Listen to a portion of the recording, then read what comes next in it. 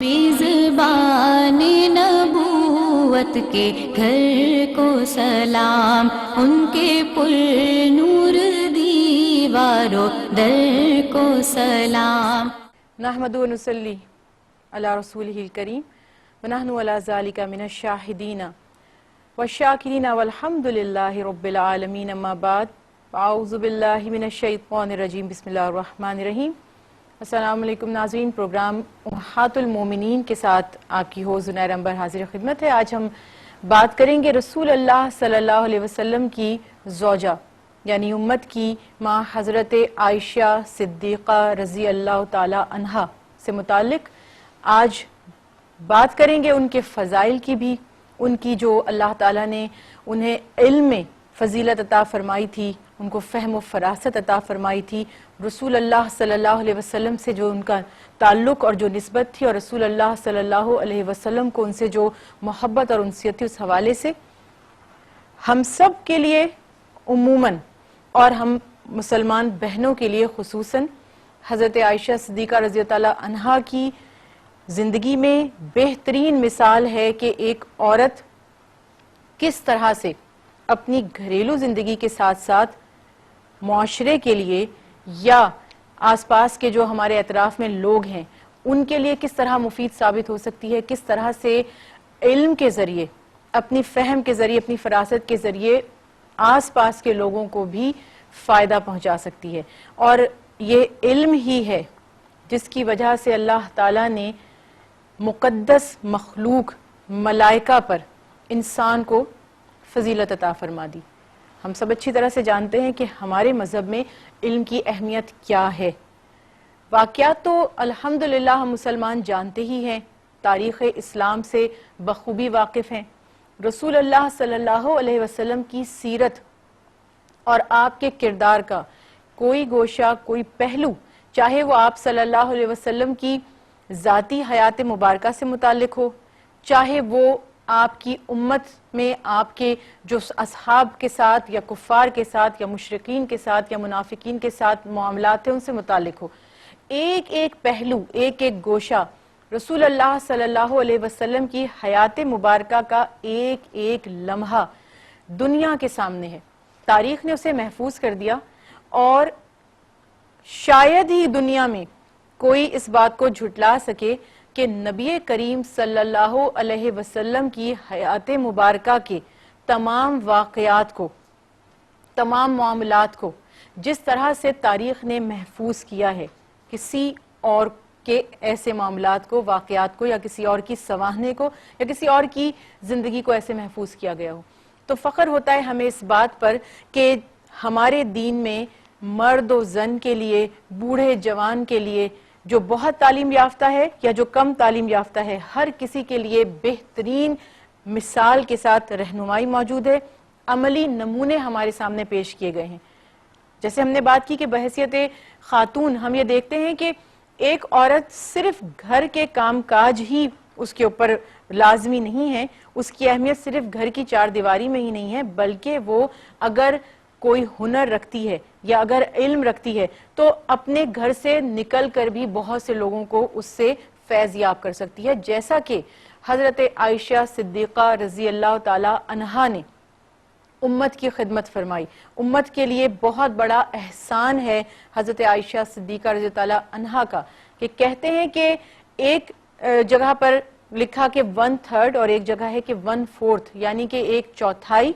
اور ایک تہائی جو احکامات ہیں شریعت کے یا رسول اللہ صلی اللہ علیہ وسلم کی جو تعلیمات ہیں، جو احادیث ہیں، وہ حضرت عائشہ صدیقہ رضی اللہ تعالی عنہا نے بیان فرمائی ہیں۔ بڑی معاونت ہوئی، ہمیں بہت سیکھنے کو ملا۔ آج بھی ان کے اقوال، ان کی سیرت، ان کا کردار، ان کی ذہانت اور ان کی فہم و فراست ہمارے لیے باعث دید بھی ہے، قابل دید بھی ہے اور باعث فخر بھی ہے۔ تو اللہ تعالیٰ سے دعا ہے کہ جو کچھ آج ہم سن رہے ہیں اس پر عمل کرنے کی، اس سے سبق حاصل کرنے کی، اور اس معلومات کو اپنی دنیا اور اپنی آخرت کو سنوارنے کی اللہ تعالیٰ اس معلومات کے ذریعے ہمیں توفیق عطا فرمائے۔ تعارف الحمدللہ سب بخوبی واقف ہے، لیکن ایک رواج ہوا کرتا ہے، ایک رسم ہوتی ہے کہ جب ہم کسی ذات کی، کسی ہستی کی بات کرتے ہیں تو اس کا انٹروڈکشن، اس کے نام جو عرب میں رواج ہوا کرتا تھا، اس کی قابلیت کس طرح سے، خاص طور پہ جب ازواج مطہرات کی بات کی جا رہی ہے، جب امہات المومنین کی بات کی جا رہی ہے، تو ہم بات کرتے ہیں کہ کس طرح سے نبی کریم صلی اللہ علیہ وسلم سے انہیں نسبت حاصل ہو گئی، کیسے وہ آپ صلی اللہ علیہ وسلم کے ساتھ رشتہ ازدواج میں منسلک ہو گئی۔ تو ہم بات کر رہے ہیں حضرت عائشہ، نام عائشہ ہے، اور صدیقہ لقب۔ کیا ہی شان ہے کہ والد کو آسمانوں سے اللہ کی طرف سے صدیق کا لقب ملا، اور بیٹی کو صدیقہ کا لقب ملا، کہ بہت ہی زیادہ سچ بولنے والے اور حق کی تصدیق کرنے والے۔ پھر کنیت ام عبداللہ رکھی گئی۔ عرب میں یہ رواج تھا کہ کنیت رکھی جاتی تھی، اور کنیت کو باعث عزت سمجھا جاتا تھا، باعث وقار سمجھا جاتا تھا۔ حضرت عائشہ صدیقہ رضی اللہ عنہا کو کیوں کہا جاتا ہے ام عبداللہ؟ چونکہ ان کی کوئی اولاد نہیں تھی، اور ایک دفعہ رسول اللہ صلی اللہ علیہ وسلم سے فرماتی ہیں کہ یا رسول اللہ صلی اللہ علیہ وسلم، ساری خواتین کی کوئی نہ کوئی کنیت ہے، تو میری کوئی کنیت نہیں ہے۔ تو آپ صلی اللہ علیہ وسلم نے اس موقع پر فرمایا، درخواست کرتی ہیں کہ یا رسول اللہ صلی اللہ علیہ وسلم، میری بھی کنیت تجویز فرما دیجئے، کیونکہ دوسری تمام عورتیں اپنی کنیت کی وجہ سے مشہور ہیں۔ تو نبی کریم صلی اللہ علیہ وسلم نے فرمایا کہ تم اپنی کنیت عبداللہ، یہ تھے ابن زبیر کے نام سے رکھ لو۔ حضرت عائشہ صدیقہ رضی اللہ عنہ نے فوراً اس کی تعمیل فرمائی۔ تو یہ حضرت عائشہ صدیقہ رضی اللہ عنہ کے بھانجے ہیں، اور انہی سے حضرت عائشہ صدیقہ رضی اللہ عنہ کی کنیت مشہور ہو گئی ام عبداللہ۔ اور پھر یہاں پر یہ دیکھیے کہ والد حضرت ابو بکر، جنہیں صدیق کا لقب دیا گیا، اور والدہ کا نام ام رومان، اور بہت ہی زیادہ ان کو بھی مقام فضیلت حاصل ہوا۔ اور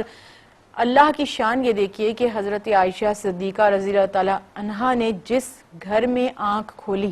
اور جہاں پرورش پائی، تو یہ سعادت انہیں حاصل ہوئی کہ ان کی آنکھ جب کھولی تو ان کے والدین مسلمان ہی تھے، یعنی کہ توحید پرست تھے، رسول اللہ صلی اللہ علیہ وسلم کی رسالت کا اقرار کرنے والے تھے۔ بچپن سے ہی حضرت عائشہ صدیقہ رضی اللہ عنہا بے انتہا ذہین و فہیم تھی، بہت ہی زیادہ یادداشت، بہت حافظہ بہت اچھا تھا، ذہانت انتہا سے بڑھ کر تھی۔ اور جب ہم بات کرتے ہیں کہ رسول اللہ صلی اللہ علیہ وسلم کے جو نکاح ہیں، ہر نکاح میں اللہ رب العالمین نے کوئی نہ کوئی حکمت پوشیدہ رکھی۔ آپ صلی اللہ علیہ وسلم کا کوئی نکاح کسی وجہ، کسی مقصد یا کسی حکمت کے بغیر نہیں تھا، اور ہر نکاح کا حکم اللہ کی طرف سے آپ صلی اللہ علیہ وسلم کو دیا گیا۔ یوں تو امہات المومنین یقینی طور پر باعث احترام ہیں، اللہ کے ہاں بھی بلند مقام اور مرتبہ ہے۔ محمد مصطفیٰ صلی اللہ علیہ وسلم نے بھی اپنی تمام ازواج کی تعریف فرمائی، اور یقینی طور پر آپ صلی اللہ علیہ وسلم کو ان سے رغبت اور محبت رہی۔ لیکن کچھ ایسے امور ہیں، کچھ ایسی باتیں ہیں، کچھ ایسے معاملات ہیں کہ جو حضرت عائشہ صدیقہ رضی اللہ عنہا سے جب ہم دیگر ازواج کا موازنہ کرتے ہیں تو ہمیں وہ بہت ممتاز نظر آتی ہیں بہت سے امور میں۔ اور میں ایک بات پھر یہاں پر کوٹ کروں گی کہ دین اسلام نے ایک اصول قائم کیا ہے، بزرگی کا، بڑائی کا، کسی سے معتبر ہونے کا۔ یعنی ہمارے دین میں اگر کوئی کسی سے سپیریئر ہے تو وہ صرف ایک ہی وجہ سے ہو سکتا ہے، جو سورہ حجرات میں اللہ تعالیٰ نے ارشاد فرما دیا، اِنَّ أَكْرَمَكُمْ عِنْدَ اللَّهِ أَتْقَاكُمْ، کہ بے شک تم میں رب کریم سے زیادہ قریب یا زیادہ عزت پانے والا، یعنی اللہ کے ہاں زیادہ عزت پانے والا وہ ہوگا یا وہ ہے جو پرہیزگاری میں زیادہ ہے، یعنی جو جتنا زیادہ جس میں تقوی ہے اتنا ہی وہ زیادہ بلند مقام اور مرتبہ رکھتا ہے۔ تو جیسے ہم ابھی شروع میں بات کر رہے ہیں کہ علم کا خزانہ تھا حضرت عائشہ صدیقہ رضی اللہ عنہا کے پاس، اور رسول اللہ صلی اللہ علیہ وسلم سے ان کے نکاح کی یہ سب سے بڑی حکمت تھی کہ اللہ تعالیٰ نے رسول اللہ صلی اللہ علیہ وسلم کی تعلیمات کو آپ صلی اللہ علیہ وسلم کی احادیث مبارکہ کو، آپ صلی اللہ علیہ وسلم کے معمولات زندگی کو کس خوبصورتی سے محفوظ فرمایا کہ حضرت عائشہ صدیقہ رضی اللہ عنہا گواہ ہیں، رسول اللہ صلی اللہ علیہ وسلم کے ساتھ ایک مدت آپ نے گزاری اور آپ کے معمولات پر نظر رکھی، چونکہ ذہین تھی تو ہر معاملے کو گہرائی سے سمجھتی تھیں، جانتی تھیں، اور آپ صلی اللہ علیہ وسلم سے ہر معاملے کی تہ تک پہنچنے کے لیے سوالات بھی فرماتی تھیں، چونکہ ذہین تھی تو ان باتوں کو یاد بھی رکھتی تھی۔ تو یہی سب خوبیاں ہیں، اور اس کا اعتراف کیا جاتا ہے کہ چونکہ بچپن سے ہی جس گھرانے میں آنکھ کھولی ہے تو اپنے ماں باپ کو دین اسلام پر پایا، تو فرماتی ہیں کہ مجھے بچپن کی تمام باتیں یاد تھیں، اور جو ان کی یادداشت بھی بہت اچھی تھی، اور بچپن میں جو قرآنی آیات بھی نازل ہوئیں اکثر مقامات پر حوالہ دیتے ہوئے فرماتی ہیں کہ مجھے یہ آیات یاد ہیں۔ ایک دفعہ بچپن کا ایک واقعہ بیان کیا جاتا ہے کہ ان کی ذہانت سے متعلق، کہ ایک دفعہ ان کے پاس ایک ایسا گھوڑا تھا جس کے پر تھے، تو رسول اللہ صلی اللہ علیہ وسلم نے فرمایا کہ گھوڑوں کے تو پر نہیں ہوتے، تو حضرت عائشہ صدیقہ رضی اللہ عنہا فرماتی ہیں کہ کیوں یا رسول اللہ صلی اللہ علیہ وسلم، کیا حضرت سلیمان علیہ السلام کے گھوڑوں کے پر نہیں تھے؟ تو یہ جواب سن کر رسول اللہ صلی اللہ علیہ وسلم مسکرائے کہ کتنی حاضر جوابی، کتنی ذہانت ہے، اور یادداشت بھی ایسی ہے کہ واقعات پر نظر ہے اور واقعات سے باخبر ہیں۔ اور مختلف مقامات پر حضرت امام بخاری بھی فرماتے ہیں کہ کئی آیات کی گواہی دیتی ہیں حضرت عائشہ صدیقہ رضی اللہ عنہا کہ جب مکہ میں وہ آیات نازل ہوتی تھیں تو حضرت عائشہ صدیقہ انہیں سنتی تھی، سمجھتی تھی، اور انہیں یاد کر لیا کرتی تھی۔ اس کے بعد یہاں پر بتایا جاتا ہے کہ حضرت عائشہ صدیقہ رضی اللہ عنہا کی جو پہلے نسبت طے ہوئی تھی وہ جبیر بن معتم کے بیٹے سے ہوئی تھی، لیکن جب حضرت ابو بکر صدیق رضی اللہ تعالیٰ عنہ اور ام رومان یعنی کہ پورا گھرانہ جب دیکھا کہ دائرہ اسلام میں داخل ہو گئے ہیں تو انہوں نے اس نسبت کو ختم کر دیا، اور پھر رسول اللہ صلی اللہ علیہ وسلم نے اللہ کے حکم سے حضرت عائشہ صدیقہ رضی اللہ عنہا کے لیے نکاح کا پیغام بھیجا۔ روایت میں ہے کہ حضرت خولہ پیغام لے کر گئے، چونکہ حضرت ابو بکر صدیق نبی کریم صلی اللہ علیہ وسلم کو اللہ کا محبوب، اللہ کا رسول ماننے کے ساتھ ساتھ اپنا بھائی بھی فرماتے تھے کہ رسول اللہ صلی اللہ علیہ وسلم نے فرمایا کہ تم میرے بھائی بھی ہو، میرے ساتھی بھی ہو۔ تو حضرت ابو بکر صدیق رضی اللہ عنہ نے یہ سوال کیا کہ کیا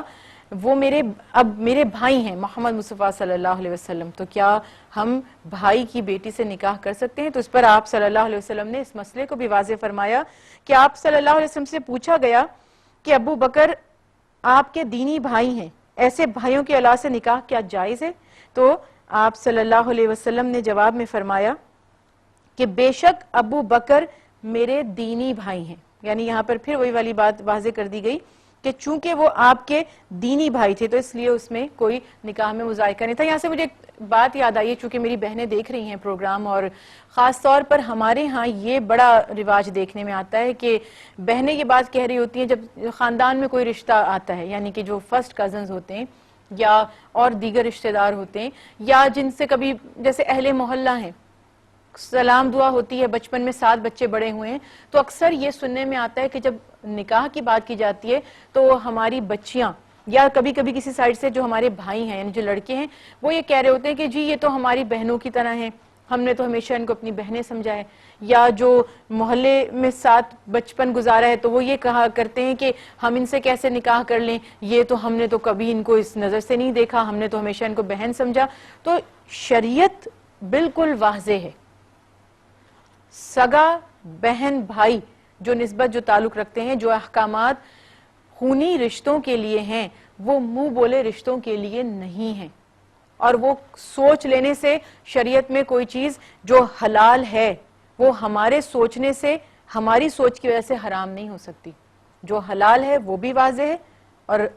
ہمارے آقا محمد مصطفیٰ صلی اللہ علیہ وسلم فرماتے ہیں کہ جو حرام ہے وہ بھی واضح ہے۔ تو یہ بھی ایک یہاں پر خیال رکھنے کی بات ہوتی ہے کہ دل میں جیسے حضرت ابو بکر صدیق رضی اللہ تعالیٰ عنہ کے دل میں ایک بات آئی اور انہوں نے رسول اللہ صلی اللہ علیہ وسلم سے رہنمائی چاہی، اور آپ صلی اللہ علیہ وسلم نے واضح طور پہ فرما دیا کہ وہ میرے دینی بھائی ہیں اور ایسے بھائیوں کی اولاد سے نکاح جائز ہے، اور اس سے بڑھ کر اب فخر کی اور اس سے بڑھ کر اب خوشی کی کوئی بات حضرت ابو بکر صدیق رضی اللہ تعالیٰ عنہ کے لیے تھی ہی نہیں کہ محمد مصطفیٰ صلی اللہ علیہ وسلم، صرف سوچنے کی بات ہے کہ جو وجہ باعث تخلیق کائنات ہیں، جن کی وجہ سے کائنات بنائی گئی، جو حبیب خدا ہیں، جو خاتم الانبیاء ہیں، وہ ایک تو ویسے ہی ایک امتی کی حیثیت سے ہی بڑے فخر کی بات تھی کہ آپ صلی اللہ علیہ وسلم سے کسی کا تعلق ہونا، کہ وہ ہمارے رسول ہیں، ہمارے نبی ہیں، ہمارے رہبر ہیں، ہمارے ہادی ہیں۔ اب اگر رشتہ داری بھی ہو جائے تو کیا ہی کہنا۔ اور حضرت ابو بکر صدیق رضی اللہ تعالیٰ عنہ اس بات سے بے انتہا خوش ہوئے اور اپنی بیٹی کو رحمت للعالمین حضرت محمد مصطفیٰ صلی اللہ علیہ وسلم کے نکاح میں دیا۔ آج ہمارے پروگرام کا وقت ختم ہو چکا ہے، تو بات کو یہیں پہ روکوں گی اور انشاءاللہ اگلے پروگرام میں ہم اسی بات سے اپنے موضوع کا دوبارہ سے آغاز کریں گے۔ تب تک کے لیے اجازت دیجیے، فی امان اللہ۔ میزبان نبوت کے گھر کو سلام، ان کے پر نور دیواروں در کو سلام۔